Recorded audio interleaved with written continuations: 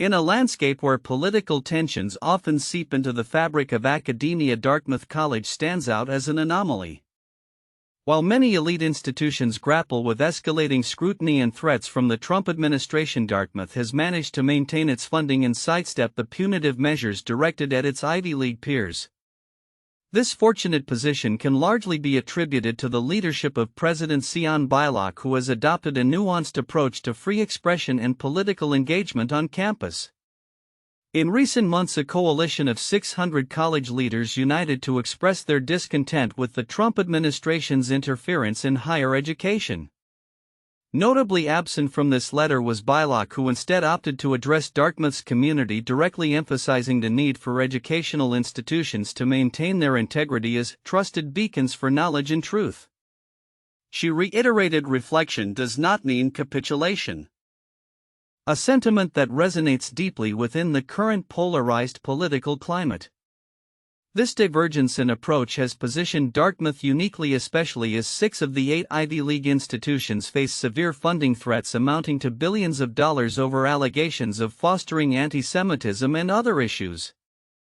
The stakes are high. Harvard University alone stands to lose over $2 billion in federal funding.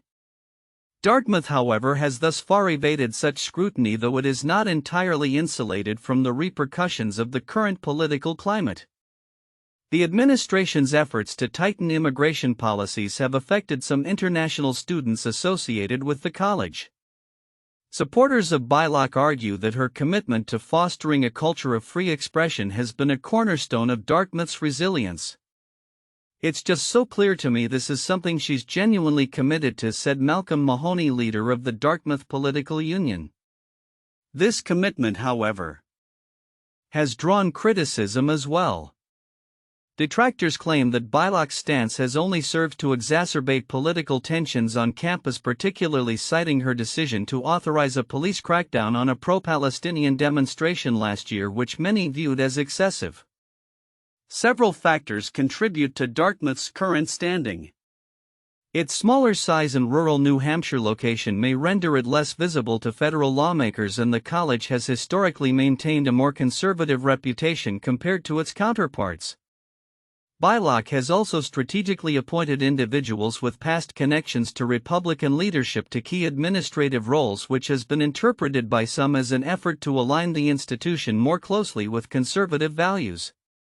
In a recent interview, Beilock articulated her administration's commitment to protecting free speech while ensuring that it does not come at the expense of other students' rights. "Free expression does not mean robbing other people of free expression," she stated, highlighting her focus on maintaining a balanced discourse within the campus community.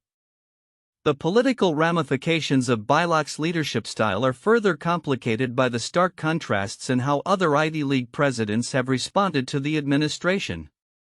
While Beilock's peers have resigned amid backlash over their handling of campus protests, she has garnered praise from conservative circles as a model of university leadership. White House officials have publicly commended Dartmouth, with Harmeet Dillon, a prominent Trump ally, expressing admiration for the college's handling of contentious issues. However, Beilock's approach has not been without its challenges. A significant portion of the Dartmouth alumni community remains divided over her leadership. A petition demanding that she join the resistance against the administration has garnered over 2,500 signatures, while another petition commending her for fostering free speech has received support from more than 500 individuals. As Dartmouth navigates this tumultuous political landscape, Beilock remains steadfast in her resolve to maintain a distinct institutional voice. "We can stand with our peers and also speak in our own voice," she remarked, underscoring the college's commitment to fostering open dialogue in an increasingly polarized environment. Looking ahead, the implications of Beilock's leadership and Dartmouth's unique position will likely continue to evolve. As the political climate intensifies, the college's ability to balance free expression with the demands of a diverse student body will be put to the test. With higher education under the microscope, Dartmouth's response could serve as a blueprint for other institutions facing similar challenges in the future. In a world increasingly dominated by rapid changes and complex socio-political dynamics, the intersection of culture, sports, and national identity often becomes a focal point for public discourse. Recently, a contentious debate has emerged surrounding the Baltimore Orioles and their rendition of the national anthem, igniting discussions about patriotism and the responsibilities of public figures. As the national anthem serves as a unifying symbol, the Orioles' decision to incorporate a chant during its performance has raised eyebrows and drawn criticism, with some labeling the act as unpatriotic. The Baltimore Orioles, a Major League Baseball team, have seen their fans enthusiastically engage in the chant during the national anthem, a practice that has become synonymous with their home games. However, critics argue that such behaviors detract from the solemnity and significance of the anthem, which is meant to honor those who have served the country. In an opinion piece published by the Washington Post, the author calls for a reconsideration of this practice, emphasizing that the chant undermines the very essence of patriotism that the anthem seeks to embody. The anthem is not just a song, it is a tribute to the sacrifices made for our freedoms, the piece asserts, urging fans to reflect on the meaning behind their actions. This sentiment resonates with a broader audience that views the anthem as a moment for collective memory and respect rather than a mere backdrop for entertainment. The dynamics at play here highlight the ongoing struggle to balance passionate fandom with national identity, a theme that resonates beyond the ballpark. While the Orioles chant may seem harmless to some, it embodies a larger cultural conversation about how sports intersect with identity and civic duty. As more athletes and teams engage in social justice movements, the line between sportsmanship and patriotism increasingly blurs. This evolution has prompted many to question what it truly means to be patriotic in a diverse society, a debate that is likely to continue as fans, players, and commentators navigate this complex landscape. In a different arena, the Trump administration is reportedly in discussions with Qatar regarding the gifting of an aircraft, a move that underscores the intricate relationships between nations and the logistical challenges that come with high-profile diplomatic exchanges. As the details of these negotiations unfold, they raise questions about the implications for U.S.-Qatar relations, particularly in the context of ongoing geopolitical tensions in the Middle East. The administration's approach to such gifts may also reflect broader strategies to bolster alliances and enhance cooperation in various sectors. Meanwhile, as severe weather patterns continue to wreak havoc across various regions, forecasts indicate significant rainfall is expected in the coming days. This weather update serves as a reminder of the increasing unpredictability of climate events and the necessity for preparedness in the face of natural disasters. Communities are urged to stay informed and heed warnings from meteorological services, highlighting the importance of proactive measures in mitigating the impacts of severe weather. Lastly, the Department of Homeland Security's recent decision to end deportation protections for Afghan nationals has stirred concern among advocacy groups and those closely monitoring immigration policies. The implications of such a move could be far-reaching, as many individuals who depend on these protections face uncertain futures. This decision underscores the ongoing challenges surrounding immigration policy and the complexities involved in ensuring the safety and rights of vulnerable populations. As these narratives unfold, they illustrate the dynamic interplay between sports, politics, and social issues. The debates sparked by the Orioles anthem chant, the intricacies of international diplomacy, the urgency of climate preparedness, and the ramifications of immigration policy highlight the multifaceted nature of contemporary society. Looking ahead, it will be essential to engage in thoughtful discussions that honor the values we hold dear while navigating the evolving landscape of our shared world. In a move that could significantly impact the tech landscape, Apple is reportedly contemplating raising the prices of its iPhones, a decision that comes at a time when the company is under pressure to maintain profitability amidst rising production costs and market competition. This potential price increase, as highlighted in a recent Wall Street Journal report, appears to be independent of external factors such as tariffs, suggesting a strategic shift in Apple's pricing policy. As the tech giant prepares to unveil its latest iPhone models, sources indicate that Apple executives are weighing the implications of a price hike, while the specifics of the increase have yet to be disclosed. Industry analysts speculate that it could be a response to higher component costs and increased investment in product innovation. Apple has consistently focused on premium pricing, but this shift may signal a new approach as it navigates an evolving marketplace. Apple has always been about premium products, but with the current economic landscape they may feel the need to adjust their strategy, said industry analyst Jane Doe. Raising prices could help them offset rising costs without sacrificing profit margins, especially when consumer loyalty remains strong. Simultaneously, the broader economic environment is experiencing notable fluctuations, particularly influenced by recent developments in U.S.-China trade relations. A 90-day tariff suspension agreed upon by both nations has led to a significant surge in the stock market, with the Dow Jones Industrial Average jumping over 1,000 points in a single day. This unexpected rally indicates investor optimism regarding trade stability, which could have downstream effects on tech companies including Apple. The temporary reprieve from tariffs could alleviate some cost pressures for manufacturers that rely on components sourced from China. However, the current pricing strategy for iPhones may not solely hinge on these external factors. Instead, it reflects a more profound recalibration of Apple's market positioning and long-term goals. As the global economy continues to recover, the impact of these trade agreements on consumer electronics pricing will likely be a focal point for both investors and consumers alike. In addition to pricing strategies, Apple is also facing scrutiny in light of geopolitical tensions and their implications for product availability and supply chains. The recent release of the last living U.S. hostage from Gaza highlights the complex interplay of global events that can impact international business operations. As companies like Apple navigate these challenges, their ability to maintain a steady supply chain while managing costs will be critical. Looking ahead, Apple's decision to potentially increase iPhone prices could set a precedent for other technology firms facing similar pressures. As companies adapt to fluctuating market conditions and a competitive landscape, the tech industry may witness a shift in how premium products are marketed and priced.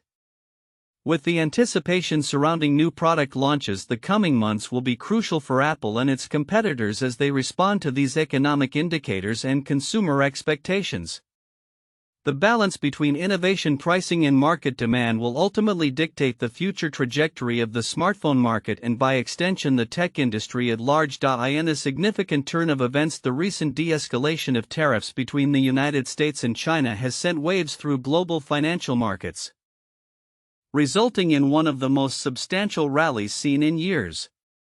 On Monday, the S&P 500 surged by 3.3%, marking its third-largest one-day gain in the last 5 years, while the tech-heavy Nasdaq Composite jumped 4.3%, both indices buoyed by renewed investor confidence following the announcement of a 90-day tariff reprieve. The agreement reached during high-level talks in Geneva over the weekend will see the U.S. reduce additional tariffs on Chinese goods from a staggering 145% to 30%, while China will lower its retaliatory tariffs from 125% to 10%. This unexpected concession has been hailed as a big and positive surprise by David Seif, chief economist for developed markets at Nomura, who noted that it represents a more significant rollback than anticipated. Things can swing back very quickly, he cautioned, alluding to the looming expiration of these tariff pauses, which could lead to a resurgence of tensions if negotiations falter. Investor sentiment was overwhelmingly positive on the news, with many sectors benefiting from the tariff reduction. Consumer cyclicals, energy stocks, and financials were among the best performers on Wall Street. Major tech stocks also saw substantial gains, with shares in Meta, Apple, and Nvidia rising by 7.9%, 6.3%, and 5.4% respectively. This rally is a stark contrast to the market turmoil that followed Trump's Liberation Day tariff announcements earlier in April, which had initially incited fear and a sell-off among investors. The broader implications of this tariff agreement extend beyond immediate stock market fluctuations. Goldman Sachs revised its recession forecast for the U.S. economy, reducing the likelihood of a downturn to 35% from 45%. Analysts attributed this shift to the easing of tariffs and an overall improvement in financial conditions. The bank also raised its 2025 GDP growth forecast by 0.5 percentage points to 1%, indicating that the economic landscape may be stabilizing. However, despite this optimism, the potential for renewed tariff increases looms large. President Trump has signaled that if a comprehensive trade deal is not reached within the 90-day window, tariffs could rise significantly once more. This uncertainty is echoed by Federal Reserve officials who continue to express concerns about the inflationary pressures that high tariffs could maintain even at reduced rates. While the immediate market reaction was overwhelmingly positive, analysts remain cautious. The Yale Budget Lab reported that despite the recent cuts, the U.S. still maintains its highest average effective tariff levels in decades, currently standing at 17.8%. This suggests that while some relief has been granted, consumers may still face significant costs, with the average household expected to pay an additional $2,800 this year compared to 2024. The agricultural sector, particularly U.S. soybean farmers, welcomed the delay in tariffs that had threatened to price them out of the Chinese market. Initially facing a 114.37% import duty, the reduction has been viewed as a lifeline, although the remaining 10% tariff still poses challenges. Caleb Ragland, president of the American Soybean Association, highlighted the ongoing competition from Brazilian and Argentine producers who may be favored by Chinese buyers to avoid U.S. tariffs. As the dust settles on this latest round of negotiations, the global economic landscape remains fraught with uncertainty. The next few months will be crucial as both nations work towards a more sustainable agreement, with the potential for either continued cooperation or a return to hostilities. Investors will be closely monitoring developments, and the market's ability to sustain its recent gains will depend largely on the trajectory of U.S.-China relations in the coming weeks.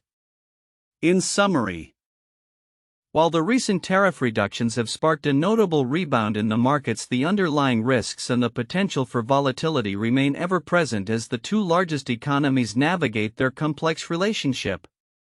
The coming weeks will be pivotal in determining whether this newfound optimism can translate into lasting stability for both economies and global markets. In an alarming revelation underscored by a recent report, the climate crisis is on the verge of jeopardizing the future of bananas, the world's most beloved fruit. A study conducted by Christian Aid reveals that nearly two-thirds of banana-growing regions in Latin America and the Caribbean could become unsuitable for cultivation by 2080, presenting a significant threat to food security and livelihoods in these areas.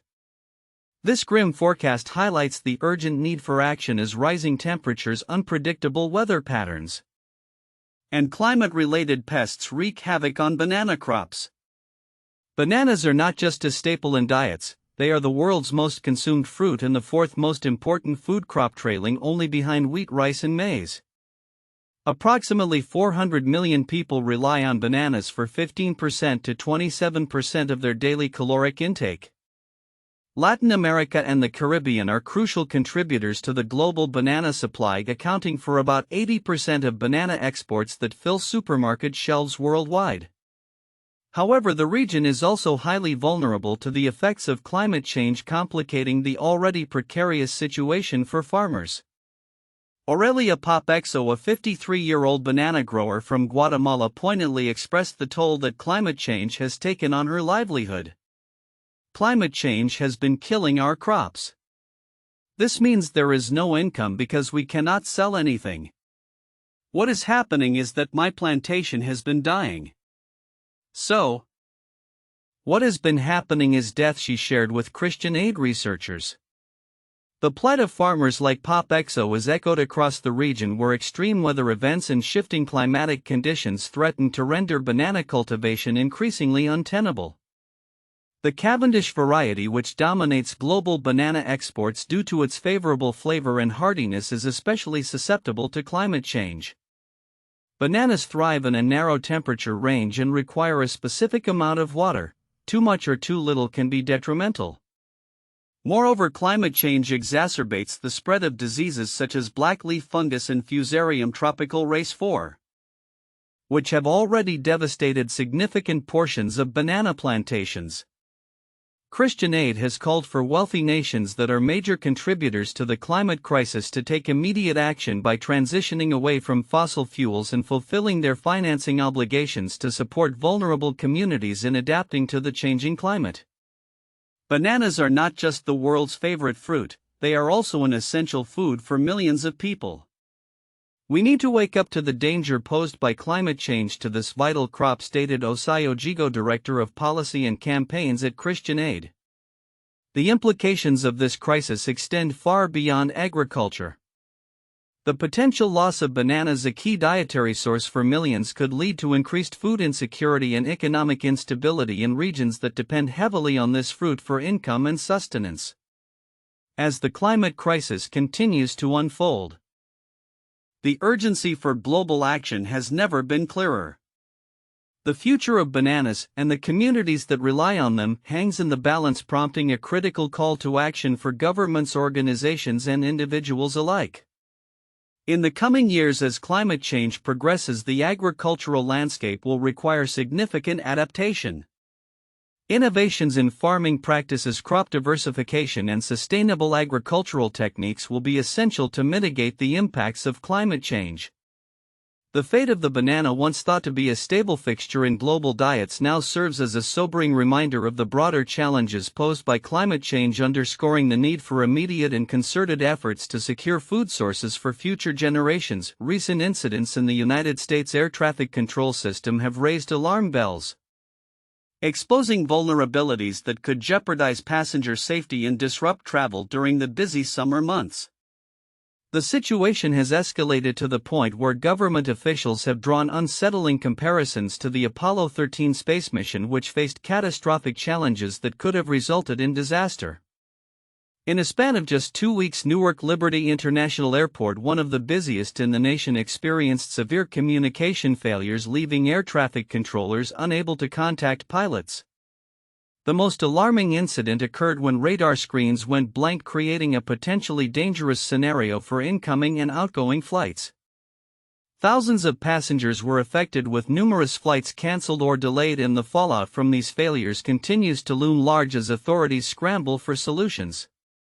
The Federal Aviation Administration (FAA) has proposed a temporary reduction in flights at Newark, citing inadequate staffing and ongoing equipment issues as primary contributors to the disruptions.